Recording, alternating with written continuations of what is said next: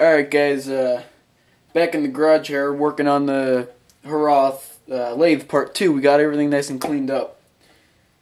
I gotta tell you, everything looks great. Even wire brush the handles here a little bit. Make it have a nice shine.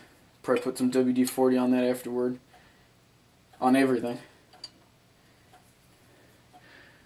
Ways turned out pretty good. Got the gib here,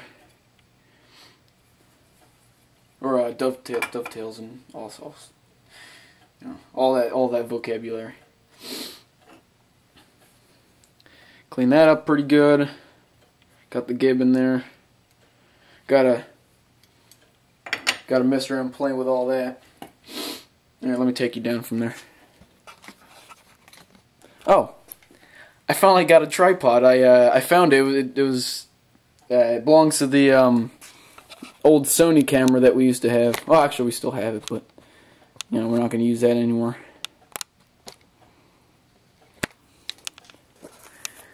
All right. Yeah.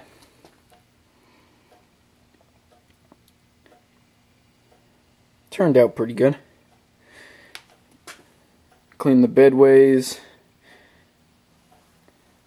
That's my heater today. Instead of wasting wood.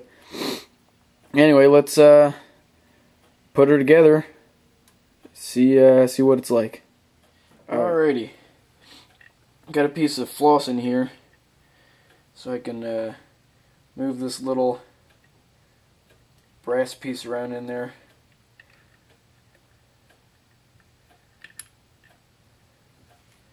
Hard to see the hole where it goes. It's like a marionette.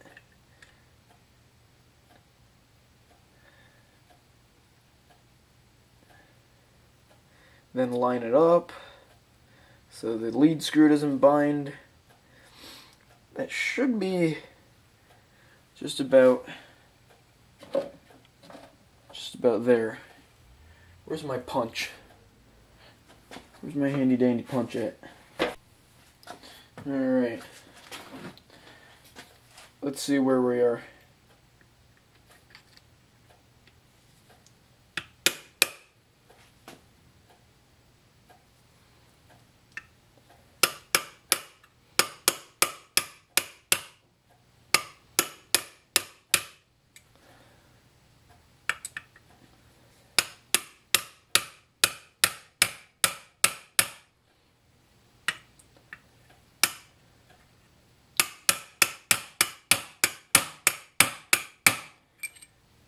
Try not to crush it.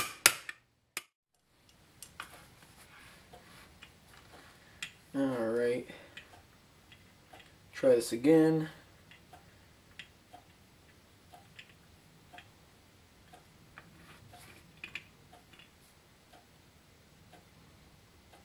Get a little WD-40 on there.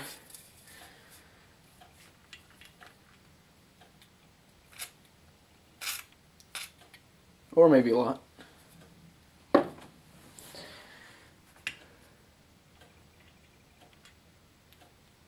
It's gonna be nice having a lathe at the house.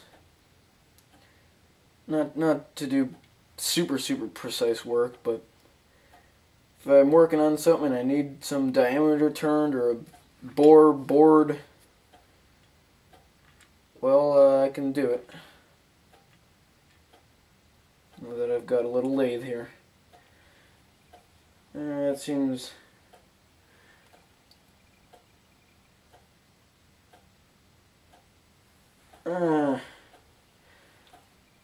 relatively lined up. Excuse me a second.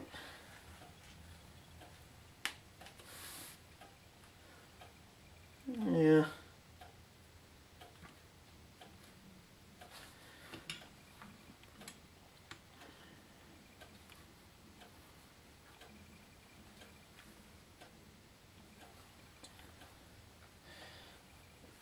You don't even have to tap it in there.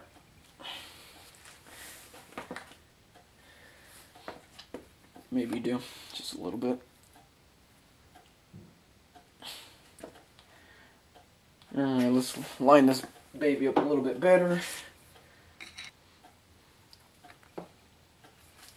Let's pop that back out of there. I don't like that.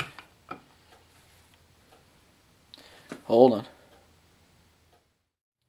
Alright, we got this together finally now. I'm happy with it after all the fiddling with it, trying to get the brass piece aligned with the lead screw. That was a pain in the butt. You would go and it would just bind up because it wasn't lined up to the center line of that. I'm happy with it now. It spins pretty good up to the ends where it gets a little tough, but I don't think I'll be cutting anything that big anyway. Plus most of the lathes at school are like that.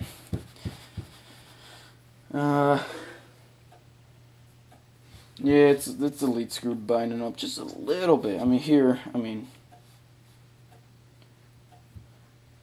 it's nice. I mean, that's real nice.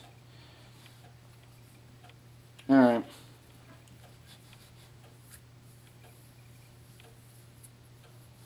Alright, let's get the rest on there. Alright, got a little bit more together now. Got the swivel on there for the angles.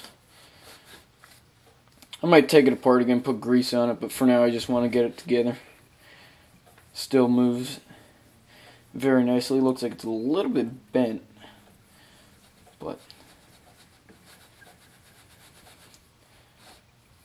got the lock in there.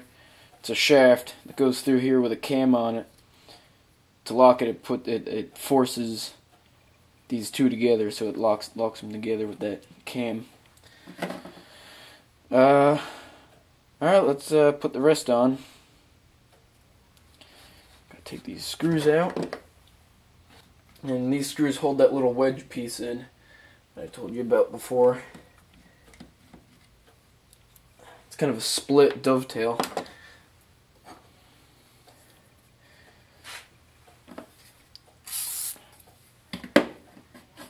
Making a mess. Got the gib in there.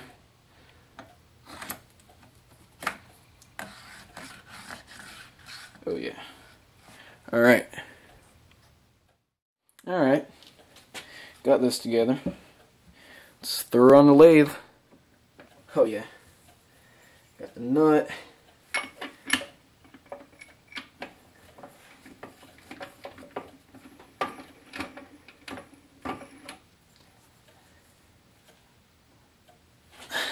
Oh yeah, look at that. Just got to indicate it. Got your rocker type tool holder.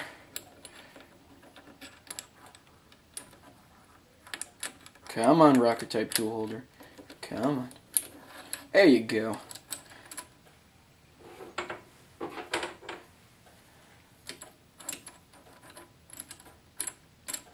Oh yeah. Take this off there.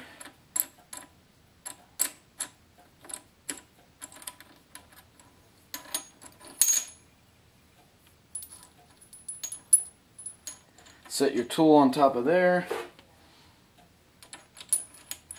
Like so, and that's how you adjust the height.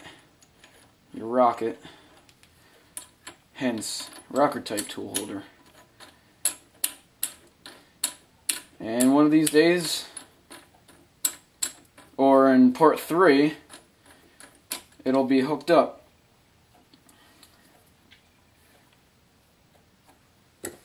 Tighten down the lock, so that doesn't swivel. With an awl. Yeah, that's a good idea. Oh man, she's a beaut. Look at that.